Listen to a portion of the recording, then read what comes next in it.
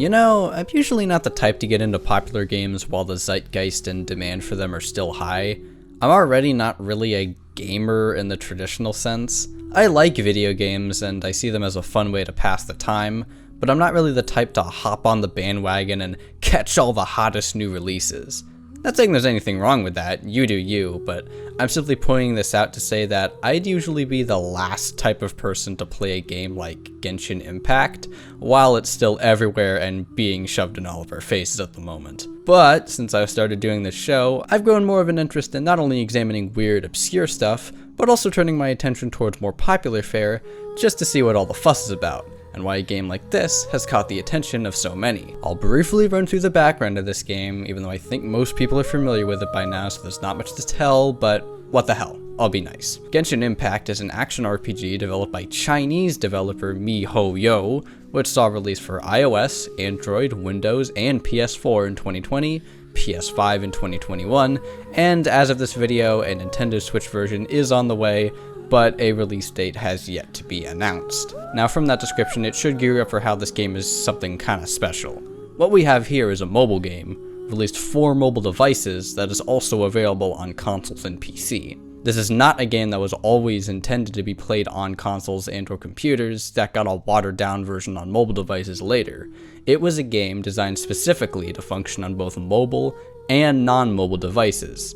So accessibility is already at a high with this game since anyone with any device could play it. The question is, would you want to? In full transparency, under normal circumstances, no, I wouldn't. For a couple of reasons. One, I don't really like mobile games, or at least I don't take them seriously as gaming.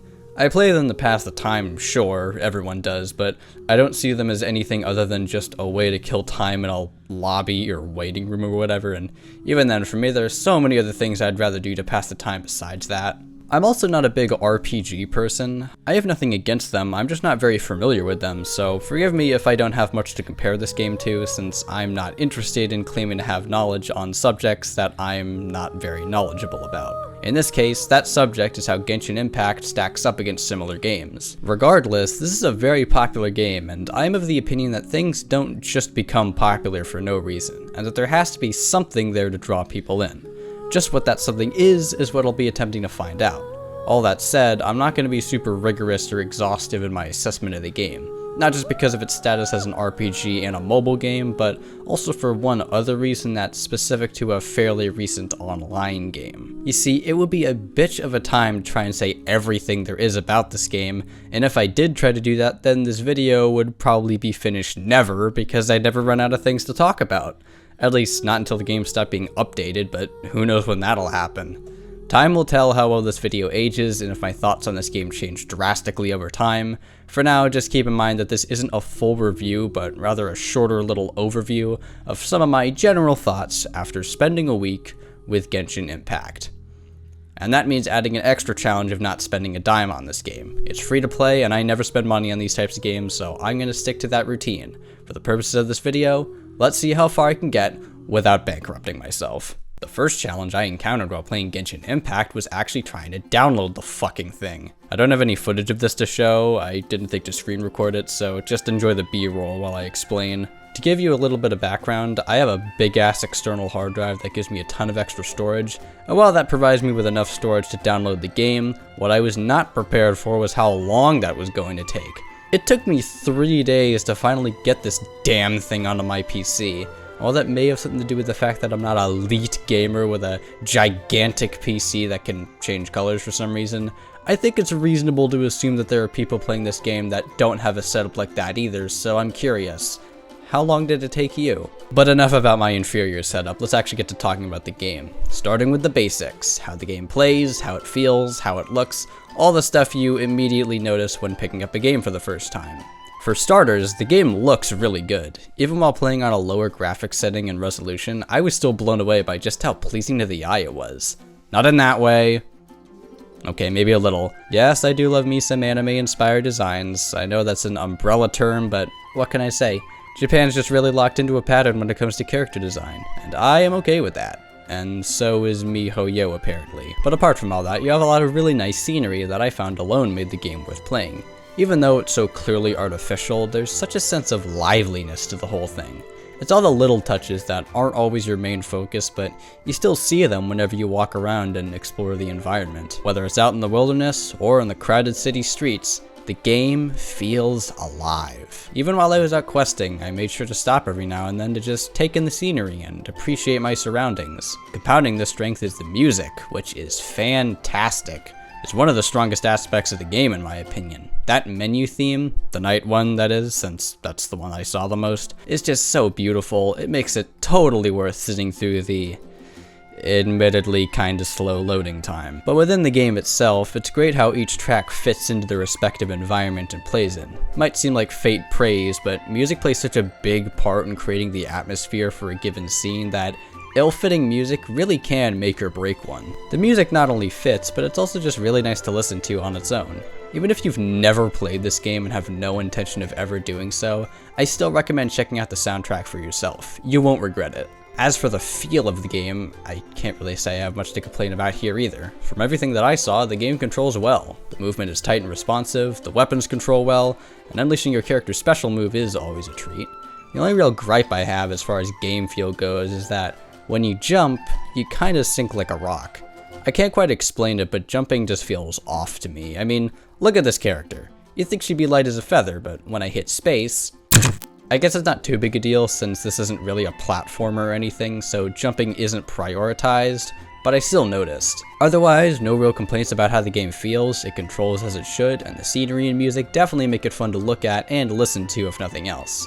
Speaking of fun to look at, talking about this game's characters is kind of tricky at this stage since I haven't unlocked the vast majority of the absolute abundance of playable characters, so I'll try not to generalize.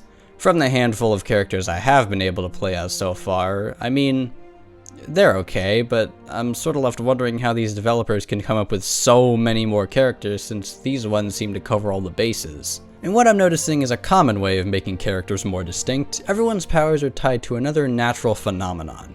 For example, our main character, simply referred to as the Traveler, has wind-based powers. Yay! While someone like Amber has fire powers, and Kaya here has ice powers. So on and so forth. This concept has been done to death in so many other things that there's not really much to add here. Everyone does have regular weapons to go along with their elemental powers as well though. The Traveler and Kaya use swords, Amber uses a bow and arrow. I've mostly been playing as those three, so those are the ones that immediately come to mind. For this aspect, I mostly just left wondering how they have so many more characters, and how long it's gonna take before they all just start feeling the same. I guess it doesn't really matter since most people just find someone they like the most and then just play as them the entire time. And I won't pretend I don't have my own set of characters I have my eyes on. You'll just have to find all about that in part 2. I don't want to get ahead of myself. Oh, one final thing I have to say about the characters. While the inclusion of full voice acting is nice, and the fact that it comes in multiple languages is great and all, the lip syncing animation is really bad. Maybe lip flaps just don't translate to 3D the same way they do in 2 dimensions or something, I don't know. But alright, to circle back to the combat for a bit, I just said it was fun to slash things, and while that's true, I'd like to adjust that to, it's fun for a while. While the game controls well, the actual combat mechanics are kind of monotonous. There's not a whole lot going on here, you just tap buttons or left click a bunch rather. It's funny how for an action RPG, the action is sort of my least favorite part so far. After a while, I started seeing enemies, and instead of thinking, "Oh yeah, here we go," I was just like, fine, I'll kill them, whatever, I guess I need another chest anyway. At least you can mix things up with the special moves. Each character has 2. A less powerful one that recharges fairly quickly, and a stronger one that takes a while to replenish and is really only meant as a last resort. Or at least that's what I've been using it as. They're both pretty fun to use, and a good way to mix up the usual slashing and stabbing, or shooting arrows, if you're dumb. It's a nice inclusion that also gives you an opportunity to use your brain a little, since it takes a while to recharge, and you really have to think about when it's the right time to use it, and it's good. It works, it's a decent mechanic. Oh, and also the chests. They're, hidden all around the world, and if you open them up, you can get rewards. Complex stuff, I know. Equally as important is the climbing mechanic, which is very useful, especially in wild areas where you need to climb up rocks, or in urban areas where you don't feel like taking the stairs. I mean, what are they gonna do, stop you? Also, while a draining energy meter for your climbing makes sense, what doesn't is how you come to a complete stop when you stop climbing. Unless you're actually meant to be Spider-Man, I think you just start sliding down after a while. Assuming you could even climb this high up something this steep with seemingly nothing to grab onto. Another form of faster locomotion besides just walking is gliding. This is awesome, but I can't help but feel like I've seen this somewhere. Whatever, entertainment is inherently derivative of itself, I'll let it slide. There are also teleporters in this game, which would probably help me in getting across this world a hell of a lot faster, but I prefer the scenic route. I mean, what does it matter, no one's timing me. Some of the missions are blocked off to me right now, since I'm not leveled up enough at this point, but rest assured, I plan on getting them at some point, especially if it means unlocking new characters. I will. The opportunity to unlock more people to play as without having to pay or grind is obviously appealing, so gotta keep leveling up. That's really all this game is at the end of the day, just leveling up so you can get new shit, new characters, new weapons, new items, which isn't bad, but probably would be if it wasn't any fun. This game is fun, and I did enjoy myself. I could see myself coming back to it in order to get all the crap that I want, but I'm not gonna lie, as far as finding out what makes this game popular, I really do think it's just how accessible it is. There are a lot of games like this, and while that's fine if that's your thing, it's not like it's everybody's thing. So what draws so many people to a game that, quite honestly, isn't really breaking new ground in any kind of substantial way? I think it just has something to do with the fact that it's free and it's available on a bunch of different platforms, including mobile ones. And I won't lie, the idea of waiting rooms, car rides, and bathroom trips around the world being spent playing a game that looks like this, as opposed to games that look like this, is pretty cool. As a cute little way to kill some time, I have no complaints, and so I give it a most sincere recommendation. But of course, not everybody plays this game just for fun. Which I suppose brings us to our unfortunate final topic of discussion, and that is its quote-unquote predatory and exploitative game mechanics that incentivize players to either grind harder than an especially aggressive stripper, or spend real-world money just to get a little more of that sweet, sweet dopamine. And a couple other things, if you know what I'm saying. I've heard the horror stories of people pissing away hours of their time or draining their bank accounts all in the pursuit of some digital ass. In fact, one of the other reviews of this game I saw had a top comment that literally sounded like it was the commenter's last message before they disappeared under mysterious circumstances. It was crazy. Now, it's easy to just blame this on the kind of audience a game like this attracts, being bad with money and desperate for some pixelated anime-style titties. And maybe that's partially true, but it's more complex than that, and the real story certainly doesn't leave the developers blameless in all this, and goes far beyond people are horny. Not to say that's not a factor here, I just don't think it's the only one. To fill those in who aren't in the know-how, Genshin Impact is what's called a gacha game, and yes, that is apparently how you're supposed to pronounce it. Now, just what is a gacha? Well, in the simplest terms possible, gacha refers to a game mechanic in which a player has to spend in-game currency to get a random assortment of in-game items. Emphasis on random.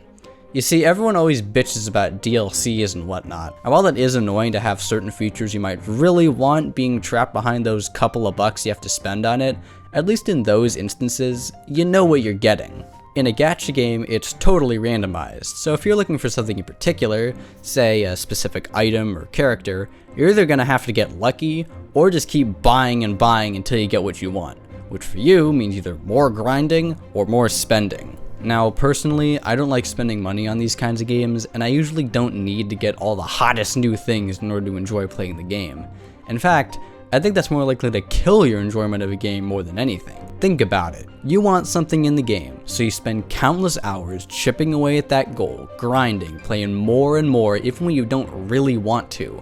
Or alternatively, you break into your piggy bank and start spending real-world money on something for your video game. Either way, the end result is that you go from just playing the game for fun to making it a chore. If you're grinding to the point that you don't even like doing it anymore, it's not a game at that point.